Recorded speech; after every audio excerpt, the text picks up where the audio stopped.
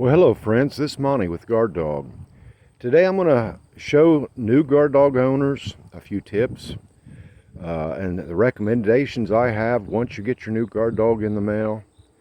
My suggestion is before you ever take your new guard dog out to the water to try to fish with it, is just to set up a practice rod holder and pole in your yard, just to get used to setting up the guard dog. It's very fast and easy, but it's a new fishing tool that you just want to get used to. Don't overthink it. Little kids are using this. It's very simple, but I'm going to show you how easy it is. Of course, you can tell I've got a guard dog set up now, just for an example.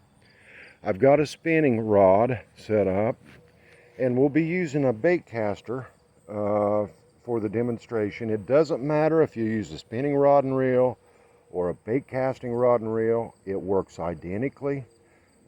It won't hurt your poles in any way, no matter which way the reel is set up. They're all made out of S-glass and new composites nowadays. It won't affect the rod, so don't worry about that. But you'll always set your bait caster up in a spinning rod position with your reel and your rod eyes facing the water, just as a spinning rod and reel would be set up. Again, it's sort of vice versa to what you're used to using, but when a fish strikes and the rod sets the hook, all you have to do is pick up your rod. It's a half a turn and you're ready to go. So not an issue. About 80% of our catfishermen now are using bait casters, but again, that's your choice. But let's start off. When you get your guard dog in the mail, of course, it'll come in a package along with a tension string that you'll attach to the guard dog. Just takes a few minutes to do that. There's instructions inside the package, and it also comes with a little tension adjuster that allow you to adjust the rope tension where the rod bend can go up and down. This rope goes up and down to adjust your rod bend. Now, we suggest never going over a maximum of a half a rod bend when setting up your guard dog, and I'll show you basically what I'm talking about. But never go over a half a rod bend. On really heavy stiff rods, you may only have a little bend in it with a half a rod bend, but that's all you need. That'll set the hook fine. Now, with your guard dog in one hand, you've got your tension string attached to your rod holder.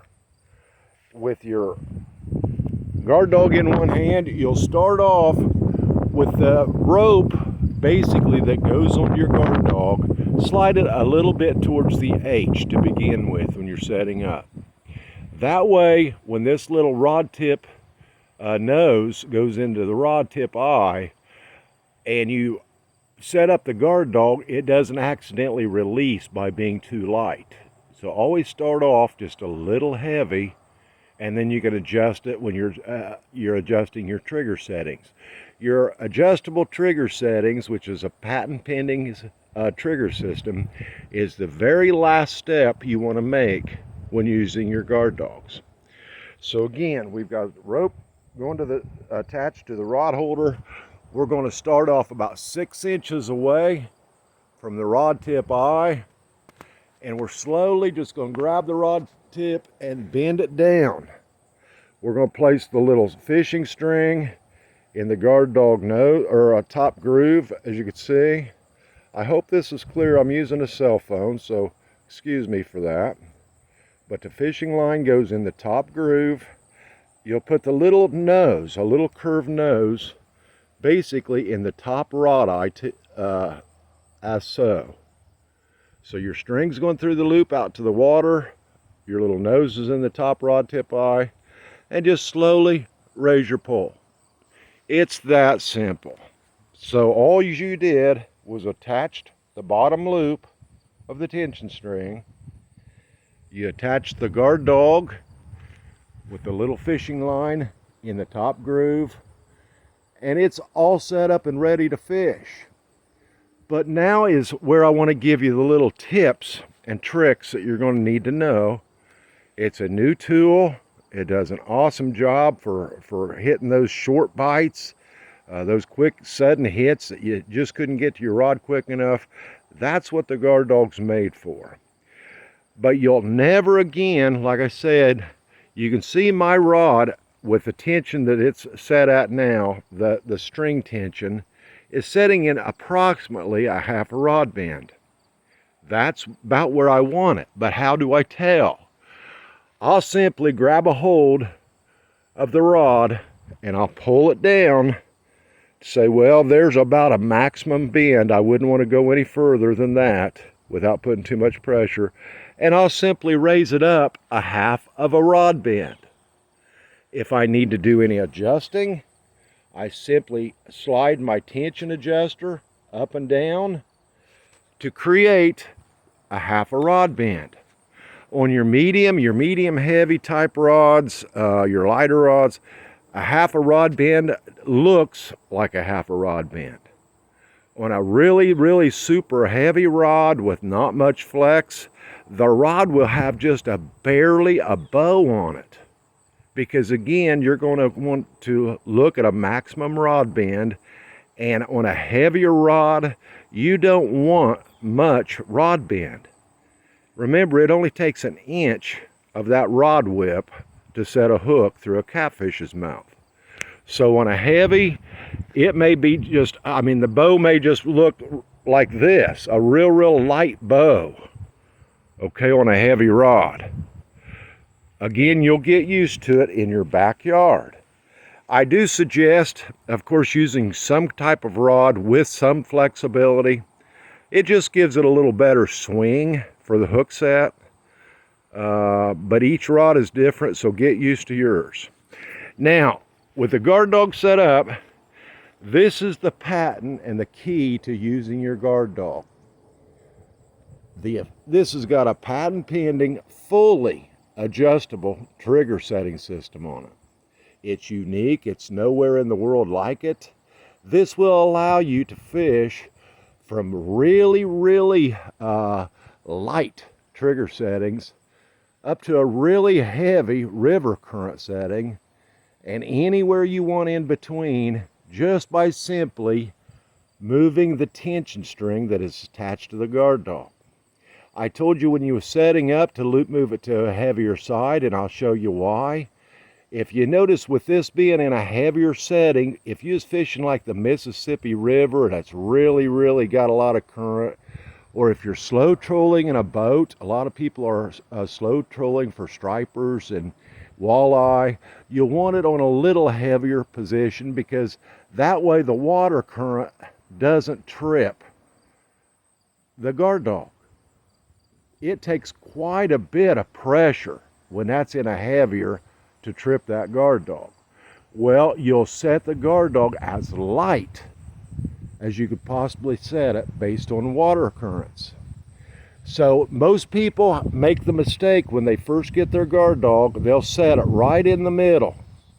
And they think, well, that's not too light and it's not too heavy. That's right in the medium. It still takes a good tug on a medium setting. So if you've got little bitty dinks, even if you're fishing a calm lake and you've got little bitty dinks pulling on it, that's not going to trip well.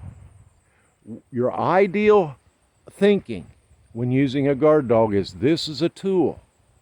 You just have to get used to using the tool for your fishing needs. So on calm waters, on light currents, you'll want to adjust this little nose that sits inside the rod tip eye. If you notice, the more that I go towards a heavier setting, the more that little nose digs in to the rod eye. Okay, that's what makes that heavy setting. But if I'm fishing calmer waters or light currents, I'll want to bring that back to the lighter setting. Watch the little nose again up here. Watch the little nose until it looks like it's getting barely ready to trip.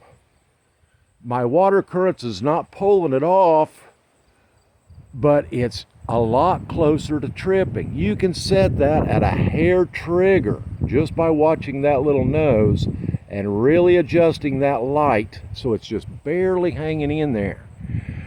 But again, fish that as light as you can fish it without the water current tripping it.